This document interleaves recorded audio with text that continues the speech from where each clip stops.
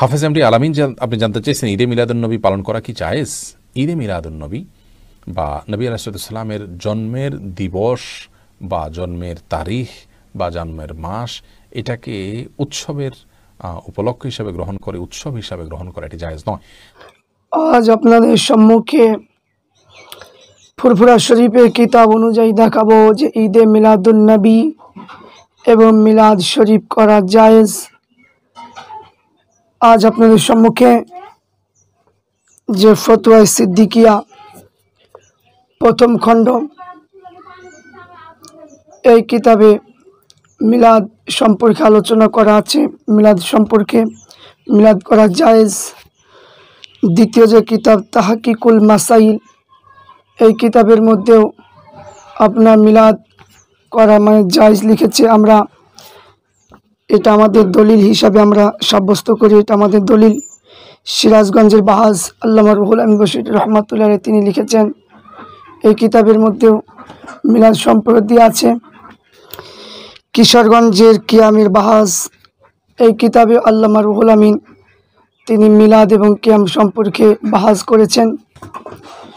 এবং বিখ্যাত যে কিতাব মিলাদে মোস্তফা প্রথম খণ্ড, এই কিতাবের মধ্যেও মিলাদ সম্পর্কে আলোচনা করা হয়েছে, ঈদে মিলাদুন্নবী সম্পর্কে আলোচনা করা হয়েছে। ফতোয়ায় আপনার আমিনিয়া, এই কিতাবের মধ্যেও আপনার মিলাদ সম্পর্কে আলোচনা করা হয়েছে। তারপরে মিলাদ ও কিয়াম, এই কিতাবের মধ্যে বিস্তারিতভাবে আলোচনা করা হয়েছে। তারপরে মিলাদ ও কিয়াম, এই কিতাবটার মধ্যেও সুন্দরভাবে আলোচনা মানে কি করে দেওয়া আছে যে মিলাদ করা জায়েজ, ঈদে মিলাদুন্নবী করা জায়েজ। হাকিকতে মোহাম্মদ মিলাদে আহমদ, এই কিতাবের মধ্যেও মিলাদ সম্পর্কে সুন্দরভাবে আলোচনা করা আছে। যে মানে কিতাব আপনাদের সম্মুখে দেখাবো যে এই কিতাবটার মধ্যেও মানে আপনার মিলাদ ও কিয়াম সম্পর্কে আলোচনা করা আছে। তাহলে আমি আপনাদের সম্মুখে দেখালাম যে ফুরফুরা শরীফের যে সমস্ত কিতাবগুলো লেখা হয়েছে ওইগুলো হচ্ছে আমাদের জন্য দলিল, আমরা সেই দলিল অনুযায়ী আমরা চলি। তো এবার আমি আপনাদের সম্মুখে যে আলোচনাগুলো করব যে মিলাদ ও নবী দিবস কায়েম করা সম্পর্কে আলোচনা করব। রসুল পাক সাল্লাল্লাহু আলাইহি ওয়াসাল্লাম পবিত্র জন্মদিন বা যে কোনো দিনে মিলাদুন্নবী বা নবী পাক সাল্লাল্লাহু আলাইহি ওয়াসাল্লামের জীবন বৃত্তান্ত আলোচনা মাহফিলে মিলাদ কায়েম করা জায়েজ এবং সওয়াবের কাজ। তাহলে যে কোনো দিনে মিলাদ কিংবা ঈদে মিলাদুন্নবী করা, এটা হলো সওয়াবের কাজ এবং নেকি পাওয়া যাবে। তো মিলাদে মাহফিল যে আমরা প্রত্যেকটা বাড়িতে বাড়িতে যে মিলাদ হয়, মানুষ মারা গেলে যে মিলাদ হয়, মিলাদ করলে সওয়াব পাওয়া যাবে, নেকি হবে। তো এখানে হাবিউল ফতোয়া 252-260 পৃষ্ঠা লেখা আছে। সিরাতে হালভিয়া কিতাবের মধ্যে প্রথম খণ্ড 84 পৃষ্ঠায় লেখা আছে। তো মিলাদ শরীফ মানে উদ্দেশ্যে হজরত রসুল পাক সাল্লাল্লাহু আলাইহি ওয়াসাল্লামের জন্ম বৃত্তান্ত আলোচনা করা, রসুলের জীবনী, মিরাজ ও হিজরত, মুজিজা, শাফায়াত আলোকপাত করা হয়। কোরআন শরীফে হজরত মূসা আলাইহিস ইসলাম, দাউদ আলাইহিস ইসলাম, ইব্রাহিম আলাইহিস ইসলাম, আদম আলাইহিস ইসলাম, সুলাইমান আলাইহিস ইসলাম, আইয়ুব আলাইহিস ইসলাম, নূহ আলাইহিস ইসলাম, সালেহ আলাইহিস ইসলাম, হুদ আলাইহিস সালাম, শুআইব আলাইহিস ইসলাম নবীগণের জীবনী কথা উল্লেখ করা হয়েছে। তাহলে কোরআন ও হাদিসে শেষ নবীর জীবনী মানে জ্বলন্ত ভাষায় লিখিত আছে। তাহলে এইগুলো তেলাওয়াত করলে, শুনলে মানুষের চরিত্র সংশোধন হয়। যারা পৃথিবী বহুলোক জীবন পাঠ করলে মানে কি দোষ বলে মনে করে না, তারা কিভাবে সৃষ্টির শ্রেষ্ঠ সেরা নবীর জীবনে আলোচনা করলে দূষিত বলে ধারণা করবেন। তাহলে এখানে আল্লাহ রসুল সাল্লাল্লাহু আলাইহি সাল্লামের জীবন এবং মানে কি জন্ম থেকে নিয়ে হিজরত থেকে নিয়ে আল্লাহ নবীর সিরাত মানে কি নিয়ে আলোচনা করা, মুজিজা, শাফায়াত সম্পর্কে আলোচনা করা, এটার নামই হচ্ছে ঈদে মিলাদুন্নবী বা জন্ম বৃত্তান্ত আলোচনা করাকে ঈদে মিলাদুন্নবী বলা হয়। তো এখানে আল্লামা রুহুল আমিন বশির রহমাতুল্লাহ আলাইহির যে কিতাব আমি আপনাদের সম্মুখে পেশ করেছিলাম যে মিলাদে মোস্তফা, এই মিলাদে মোস্তফা কিতাবের মধ্যে লিখেছেন যে রসুল সাল্লাল্লাহু আলাইহি ওয়াসাল্লামের জন্ম তারিখ ব্যাপারে মতভেদ রয়েছে, তবে বিশুদ্ধ মত হলো 12 রবিউল আউয়াল সোমবার।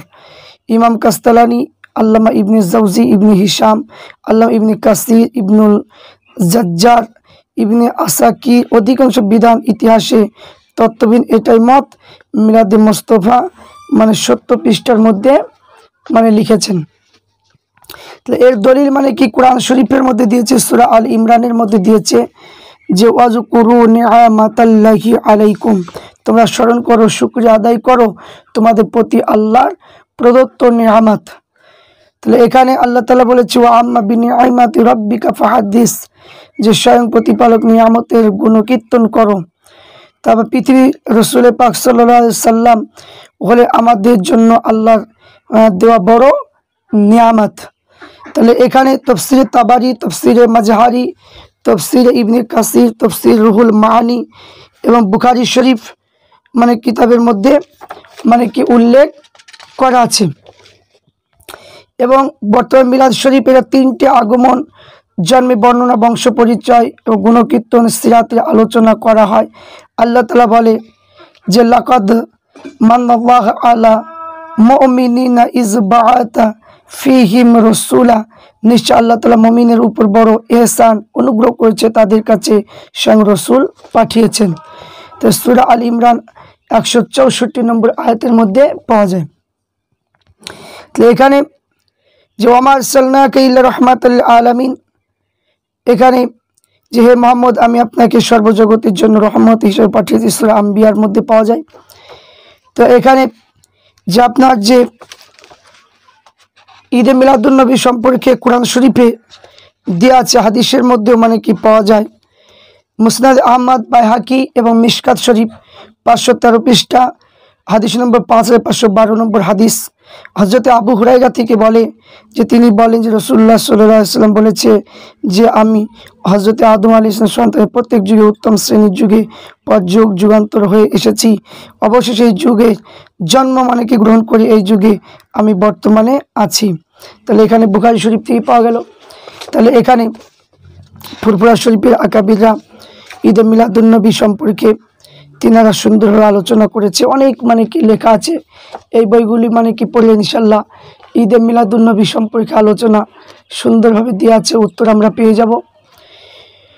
তো অনেকে প্রশ্ন করে যে প্রতি বছর ঈদে মিলাদুন্নবী করার কারণ কি, প্রতি বছর কি আল্লাহ নবী কি জন্ম হয়? এটা প্রশ্ন যে আল্লাহ নবী কি প্রতি বছরই কি জন্ম হয়, তাই ঈদে মিলাদুন্নবী প্রতি বছর করবে? তার উত্তর লিখেছেন যে মানে কি আশুরার দিন হযরত মুসা আলাইহিস সালাম নীল নদী কি পার বহন কি তার আশুরা রোজার হুকুম কেন রসুলের মানে কি রসুল দিলেন?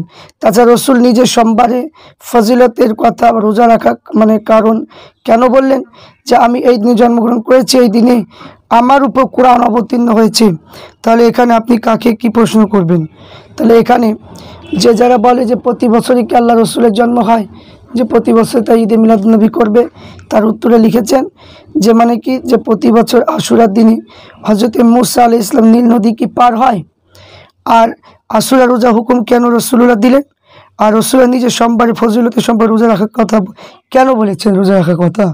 তো এখানে বোঝা গেল যে আল্লাহ রসুল বলেছে, এটা কোরআনে অবতীর্ণ হয়েছে।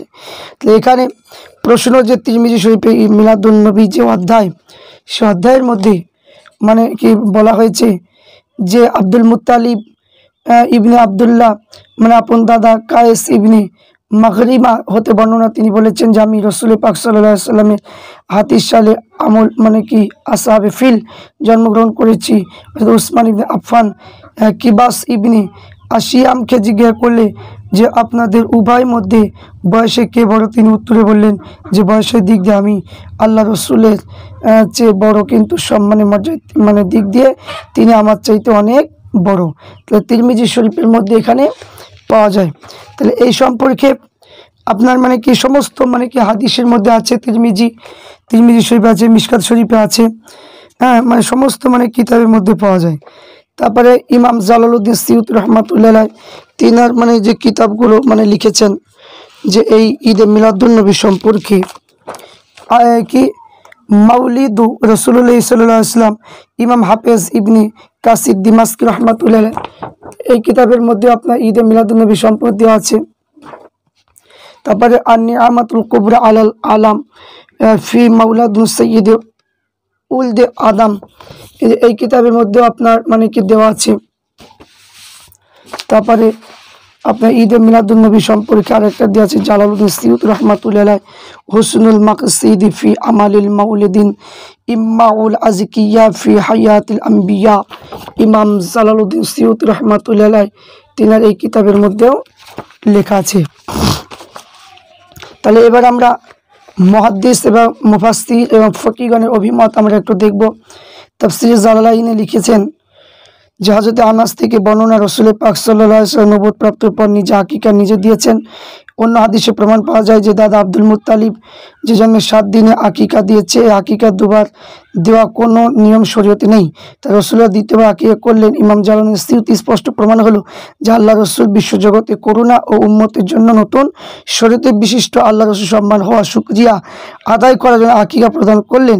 তিনি নিজের উপর দুরূদ পাঠ করলেন এবং আমাদের জন্য মুস্তাহাব হলো মাওলুদ জন্ম উপলক্ষে শুকরিয়া আদায়ের জন্য একত্রিত হয়ে সালাত ও সালাম নৈকট্য লাভের জন্য মেহমানদারি আনন্দ প্রকাশ করা ইবাদতমূলক একটা আমল। তাহলে এখানে আমরা মানে কি পেলাম? তারপরে যে আবুল আহাবের মানে যেটা মানে বলেছে সিরাত হালিবিয়া মানে কিতাবের মধ্যেও মানে এটা পাওয়া যায়।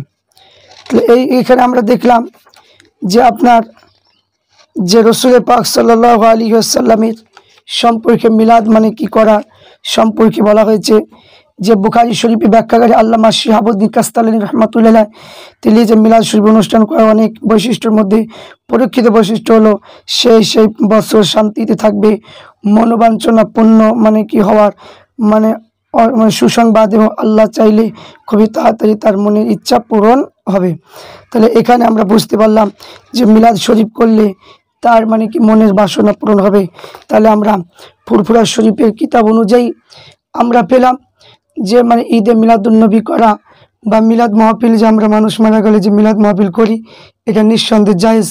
এটা কোনো মানে অস্বীকার করার কোনো রাস্তা পাবে না। আল্লাহ পাক রব্বুল আলামিন